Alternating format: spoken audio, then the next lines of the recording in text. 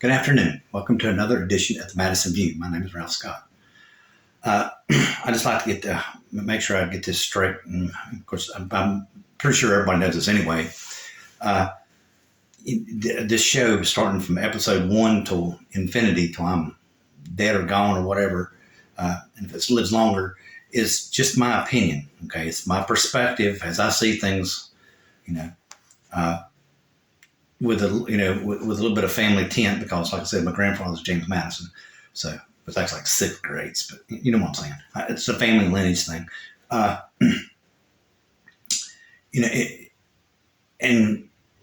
through my perspective anyway, the way I see this country right now, everyone says that this country's this and that, and it's not anything like it was envisioned and all that kind of stuff.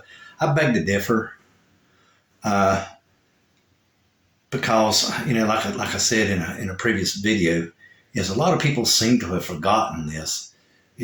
When we fought England in the Revolution to get our freedom, we did that by declaring our independence. And when we declared our independence, that's what we fought for as united 13 colonies. And everybody's lost perspective that this country was founded on the individual right.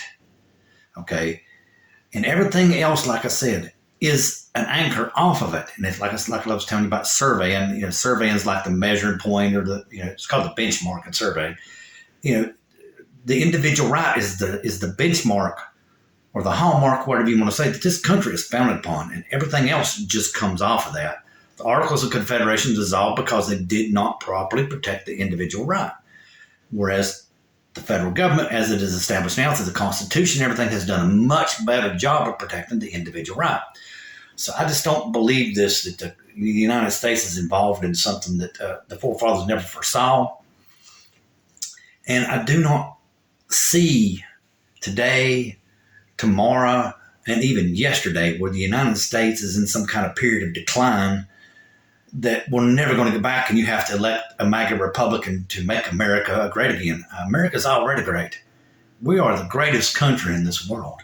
We protect the individual more than any other country in this world. We've done it since the start, and we're going to continue to do it till tomorrow as long as we keep our democracy intact. This is an amazing country, and everybody just needs to sit back and gain just a little bit more perspective of what you have. You have the right to go to any church you choose to go to and worship.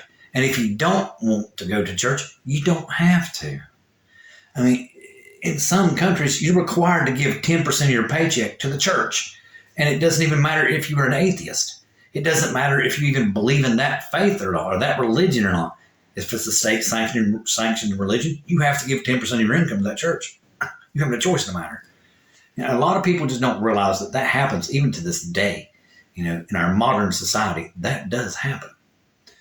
So, a lot of people just don't. You're so busy listening to the negative nannies and the chicken littles, the skies are falling. That you're not sitting back and really trying to gain a perspective of what you have. This is a fantastic country. Everybody can say what they want to, and I'll just put it to you like this right here. I beg to differ, and I disagree strongly.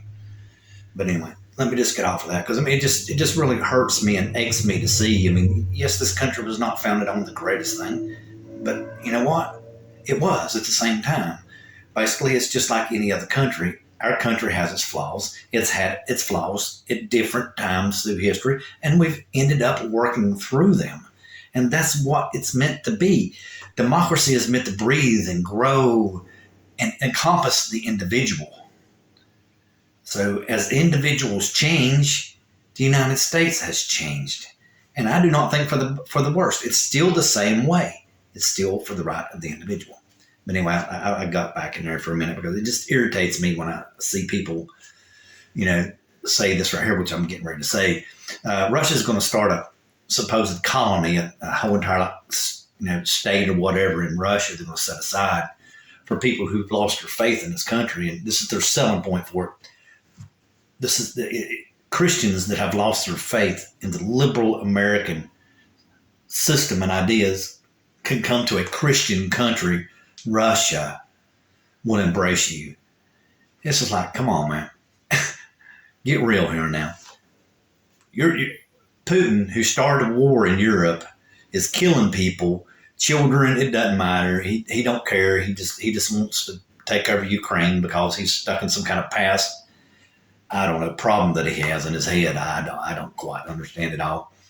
Because everybody wanted Russia to basically integrate into the world economy so they could become the financial system, in a whole other time zone. So when the market started going up, they could buy in Russia instead of having to wait for England or Berlin to open. They could have done it in Moscow or Kamchatka or whatever that state is way out there on the other side of Alaska. The market could have stayed open all the whole time. But Putin just was too stupid, to be quite frank and honest with you, to even see that. He, in my opinion, he's an idiot. But selling yourself as a country who is a Christian country, when you start a war and you're killing people, goes against one of the basic principles of being a Christian: thou shalt kill. You ain't supposed to kill somebody. So that's right there is just kind of like, man, I tell you, you go for that right there, you are sick. I mean, absurd isn't even the word for it. You are sick. You have lost your perspective so bad. The way I read my Bible, when Jesus stepped out on the water in the storm off of the ship, that was supposed to be faith over fear. And obviously someone has a fear of liberal policies or something. I don't know what it is. But according to Jesus, you're supposed to step out in the water on the storm of the ocean and not worry about it. You're supposed to have faith over fear. But that seems to be replaced by some, in my opinion, right-wing extremists. You've lost one of the basic principles of Christianity, in my opinion. But anyway, let me get into this budget fight. Donald Trump was doing a town hall interview that I read, and he basically said that he didn't care if Congress defaulted or not on the U.S. debt because he wasn't president. Do you realize what that sounds like? That's like a little kid that's saying, well, I don't care. I'm not there. I don't care.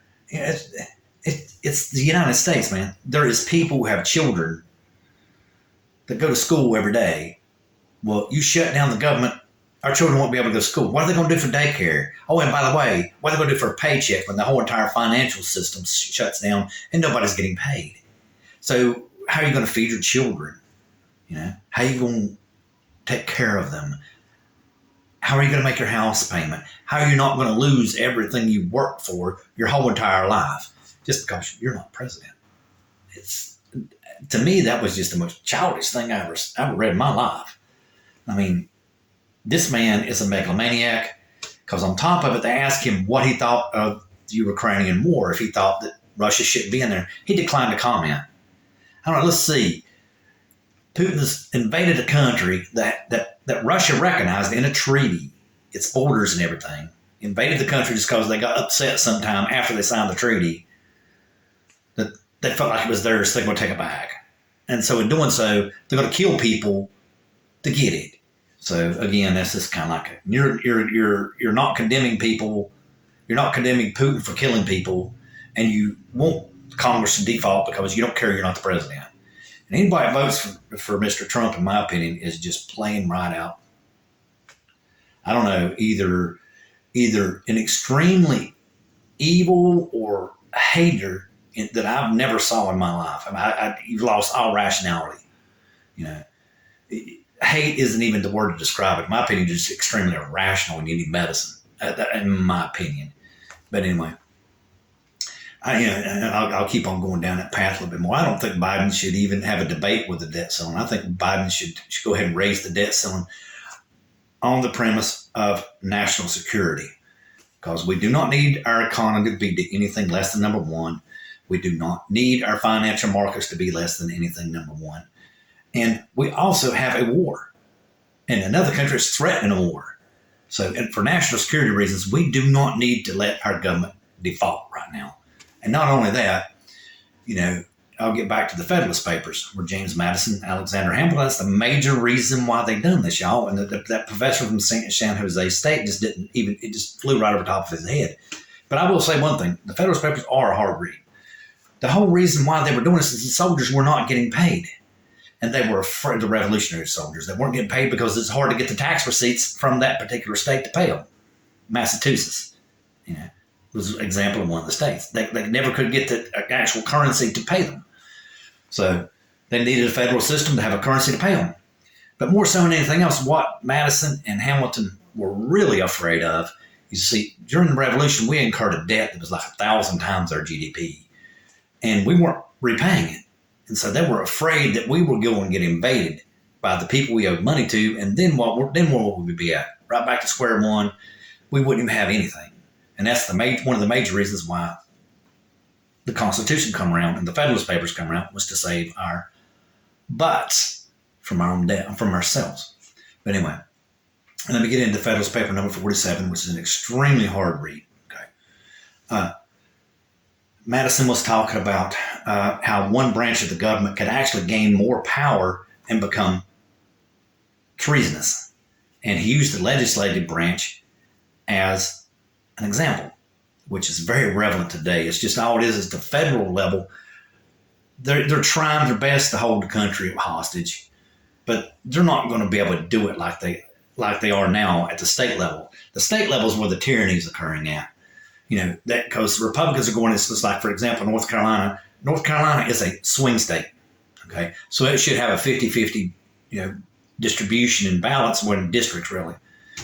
But Republicans have tilted the districts so bad to the Republican side of the map. I mean, they said down to the mailbox. It is that bad they gerrymandered their districts. But North Carolina's not the only state that's doing it. Tennessee, Texas, and Michigan just come out of that stuff. They somehow or other wiggled their way out of it. But doing that is treasonous. Okay, that in my opinion is treason because the voters of North Carolina are swing voters. They are not predominantly Republican as an overall total. If they was, they would have never even elected a Democrat governor. They've elected like, 2 or 3 times now? But anyway, let me kind of wrap this up a little bit. And I would just like to say good night.